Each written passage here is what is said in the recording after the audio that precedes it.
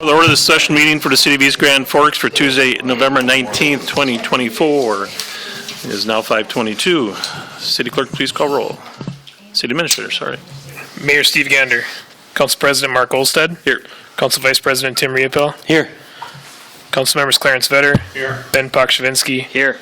Brian Larson. Here. Karen Peterson. Here. Dale Helms.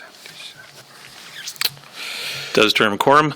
Number 1, 2025 budget discussion and update. Reed Hudden. Okay. Thank you, Mr. President. I'll start by apologizing. I didn't consider the fact that you wouldn't have your laptops with. So hopefully you've looked at your RCA. The packet had an RCA in it that had some information. I didn't bring copies of that. So I'll walk through it all for everybody, kind of give you an update on where things stand as of today.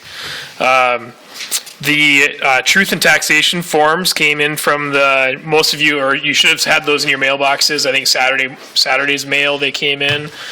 We typically update kind of a spreadsheet comparable Ms. Anderson does, looking at the true impact of a potential tax increase to a number of different properties in town at varying market values. That's something we get from the county after the truth and taxation forms have been delivered to addresses, and we don't have that. We hoped we would by today. We didn't get that from the county. I would sure expect by next week's work session we'll have that. So we'll be able to provide that as soon as we do have it to all of you, so you can kind of see what the impact on a different market value home or commercial business is in town. That would be based on the 7% preliminary budget we have in place. And then you can kind of do the math from there. If it's a reduction, what that reduction would look like. So that will be coming soon. The budget summary that was included in the RCA showed still a 7% preliminary levy. There is some increased expenses from some of the decisions that we've made in the last few weeks since our budget was preliminarily approved.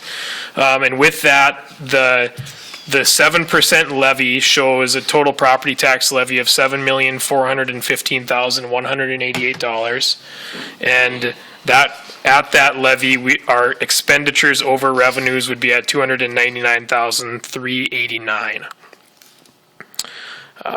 If all planned expenditures and revenues stay as they are today under that 7% levy, the estimated general fund balance would be at 52% of expenditures. And that's what's shown in what I handed in front of you. That bottom line in the blue, the $7,369,000 number, that would be our general fund balance, estimated for end of 2025. And then the total of expenditures at 52%. And then summarizing again, kind of the stated goal has been a 3% levy. Again, assuming that all the expenditures and revenues stay the same as planned today. At a 3% levy, the property tax levy would be at $7,137,983, and expenditures over revenues at $576,594, leaving an estimated general fund balance at 50%. Expenditures over revenues. So with that, just kind of summarizing those numbers, moving parts, health insurance still being a big part of that.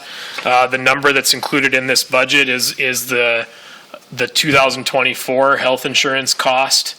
As we look at transitioning to the ICRA model, I would expect that cost to the city to stay fairly level to what it was in 2024. There's potential for some savings. There's certainly savings over the total premium.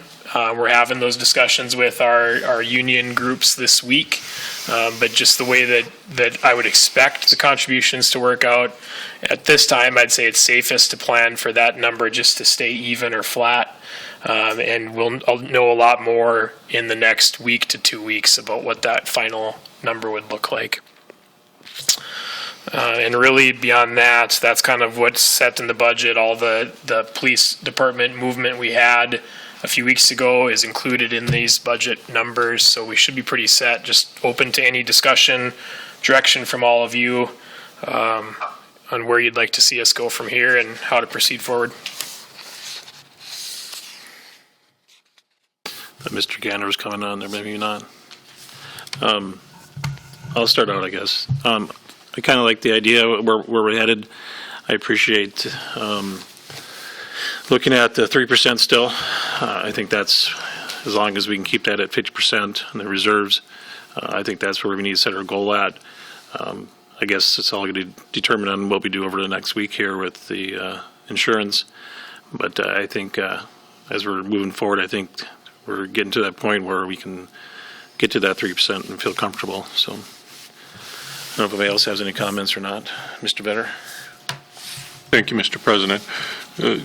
Just wondering, from the original budget that was submitted way back April, May, whenever it originally was, have we asked department heads at all to look at their expenses and see if there's anything that they can cut?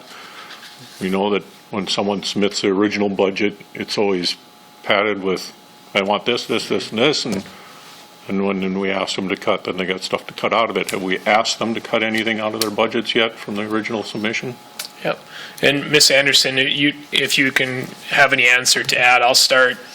Certainly Carla talks with the department heads day to day on their budget needs. When we went through the process, I'd say June, July timeframe with our department heads, we certainly did have a lot of discussion about areas that could be cut, potential cuts, as well as potential areas to increase revenues. A specific example of a cut that would be made, I would need to go back and think a little harder on where those are. Minor changes all over the budget, I would say. There's been minor adaptations to each department's initial request. But is there a fundamentally large change or a savings? I wouldn't say there's anything that's enormous or substantial from that initial request. And the only maybe final thoughts on that is all the department heads and have shared that, and I feel confident in that in order to continue to provide the level of service that's been provided year over year, the expenditures are where they need to be. And if we wanted to see any large changes from this point forward, it would need to be consideration of what service levels we'd be willing to maintain and how we'd want to change that. And we'd be looking for direction from the council on where those service levels would need to change at.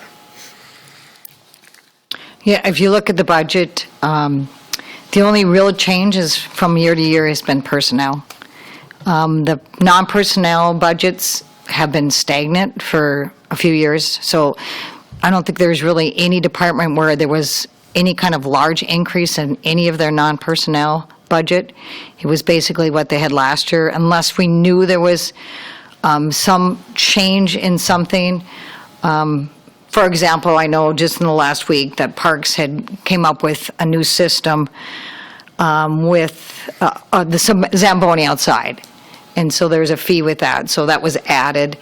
With the ambulance service, there is a savings about $5,000, so that will be added because we didn't have the exact number when we did that. So they're just very minor changes.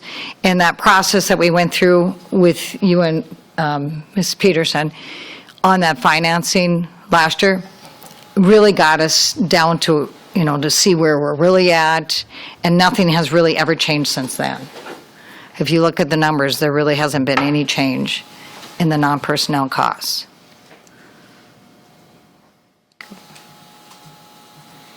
Just wondering if we go and challenge our department heads to look at for some savings. They always seem to come up with someone when we do challenge them that can we get it down underneath the 3% and still carry a 52% fund balance. Just curious. Anybody else have anything? Questions?